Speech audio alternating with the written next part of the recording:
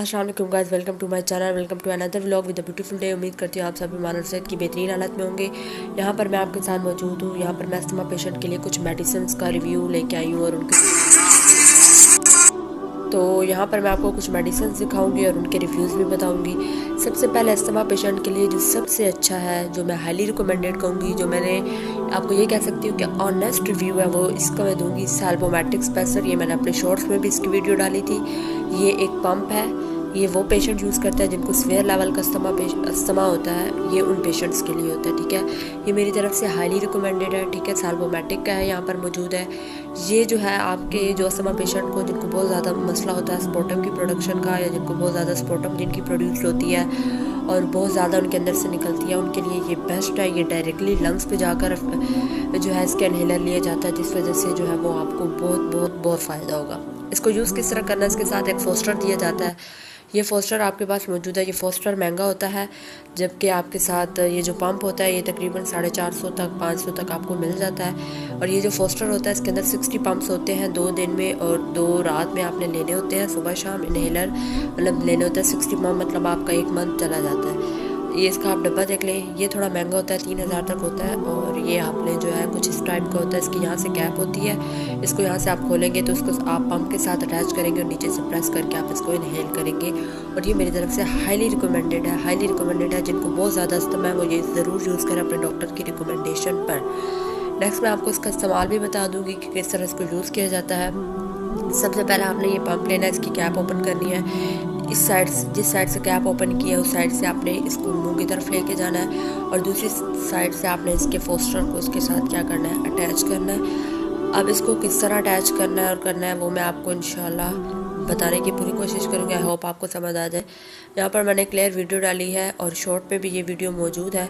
ये एक पंप मौजूद है, इस पंप की एक तरफ यहाँ पर कैप मौजूद है, यहाँ से आपने ओपन करना है और इस साइड को आपने अपने मुंह की तरफ लेकर जाना है और ये दूसरी साइड की तरफ आपने अपने फोस्टर को अटैच करना है और नीचे से प्रेस आउट करना है। ये आपके साथ फोस्टर आ गया, इस फोस्टर को यहाँ से आप अटैच करेंगे और फिर आपने दूसरी साइड को अपने मुंह की तरफ रखना है और नीचे से आपने फोस्टर को प्रेस आउट करना है। तो आपके 2 जंक्स जाएंगे, आपने 2 दफ़ा ये सेम प्रोसेस रिपीट करना है, सुबह भी और शाम भी। आपको बहुत अफाका होगा। ये मेरी तरफ से हाईली रिकमेंडेड है।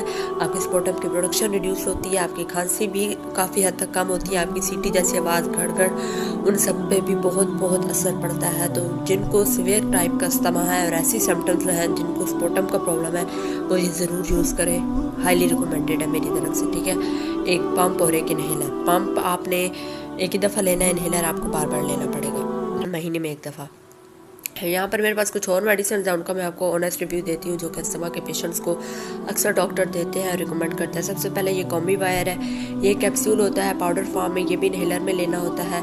ये डॉक्टर उन पेशेंट्स को देते हैं जिनको थोड़ा कम अस्थमा होता है, इतना कम भी नहीं होता। ये 400 mcg की है, बट पंप से कम वाले हैं। जिनकी ज़्यादा कंडीशन ख़राब हो उनको पंप रिकमेंड किया जाता है। ये भी एक इनहेलर वाला होता है, कैप्सूल जो होता है आपने सक करना होता है, लंग्स में जाता है। पर इससे भी ज़्यादा मैं अगर कहूँगी कि अस्थमा के पेशेंट जिनको बहुत ज़्यादा जो स्वेयर है वो पंप यूज़ करें as compare to combi wire. Next मेरे पास यहाँ पे मैं आपको एक एंटीबायोटिक दिखा रही हूँ। एंटीबायोटिक अस्थमा का पेशेंट उस सूरत में लेंगे जब उनको बहुत ज़्यादा अपनी चेस्ट पर इन्फेक्शन महसूस हो, उनको गड़गड़ और उनकी स्पोटम की प्रोडक्शन एक्सेस हो जाए। तो अपनी कंडीशन को नॉर्मल कंडीशन में लाने के लिए आपने जो है एंटीबायोटिक यूज़ करनी है। एंटीबायोटिक कंटिन्यूसली यूज़ नहीं करनी, कुछ दिन यूज़ करनी है पर लगातार यूज़ करनी है और फिर छोड़ देनी है। इससे फिर आपको स्टमक और ऐसे प्रॉब्लम भी हो सकते हैं। तो ये आपने मतलब 3 से 4 दिन का कोर्स करके इसको लीव आउट कर देना है। मुसलसल डॉक्टर भी रिकमेंड नहीं करते और डॉक्टर की हिदायत के मुताबिक इस्तेमाल करनी है।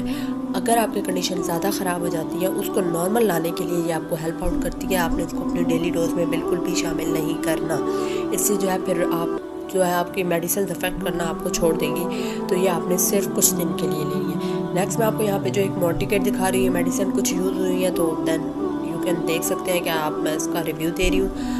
ये जो है ये एलर्जिक फैक्टर, एलर्जिक से बचने के लिए अस्थमा की हर टाइप ऑफ अस्थमा पेशेंट जो है ये इस्तेमाल कर सकते हैं और ये आपने डेली लेनी है। ये 10 mg की होती है, एक सुबह में लेनी है, एक शाम में लेनी है। इससे आपको बहुत अफाक होगा। ये आप अपनी डेली लाइफ में इसको मस्ट लें जिनको अस्थमा है। तो ये हाईली रिकमेंडेड है और इससे ऐसा कोई प्रॉब्लम नहीं होगा।